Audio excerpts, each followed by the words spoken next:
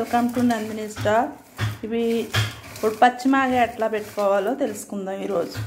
ఇవి 6 కాయలు, medium size కాయలు పొద్దున్నే కోసి, అంటే ఆ రోజంతా ఎండలో ఉంచుకోవాలన్నమాట. ఎండబెట్టిన తర్వాత ఇలా అయింది. ఇప్పుడు ఇందులో 2 టేబుల్ స్పూన్ల మెంతు పొడి, 2 టేబుల్ స్పూన్ల జీలకర్ర పొడి, అలాగే అరకప్పు కారం, ఒక 10 ఒలిసి పెట్టుకున్న వెల్లుల్లి రెబ్బలు, 3 టేబుల్ స్పూన్ ఉప్పు, అలాగే తగినంత నూనె వేసి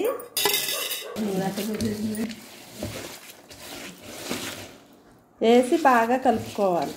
అయిపోయింది. ఇప్పుడు తాలింపు పెట్టుకుని వేడి అన్నంలో తింటే సూపర్ ఉంటుందండి. ఇప్పుడు దీన్ని తాలింపు పెట్టుకోవాలి. పచ్చడికి తాలింపు. నూనె కాగాక 1/2 టీ స్పూన్ ఆవాలు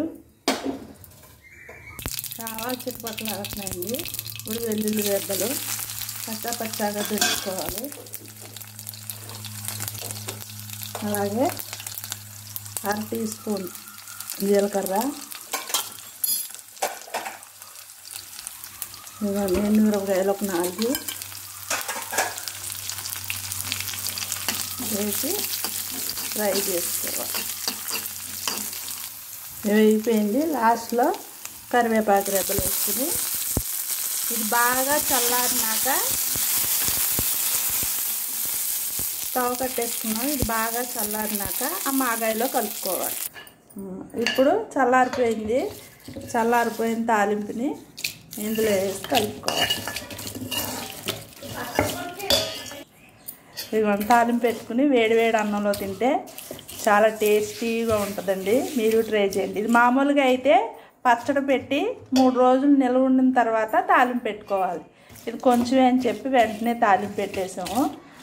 బాగుంటే మీరు ట్రై చేయండి.